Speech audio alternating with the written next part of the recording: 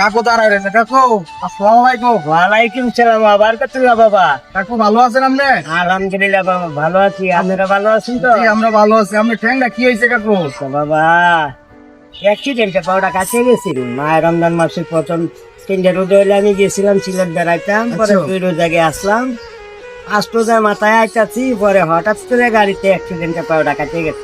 আল্লাহ তাআলা আমাকে দান করতে। আচ্ছা কাকু, তো ঠিক আছে, আমাদের জন্য দোয়া করবেন আর সবাই আমার কাকুর জন্য দোয়া করবেন। আমার কাকু খুব অসহায়, আমার কাকুর জন্য সবাই দোয়া করবেন।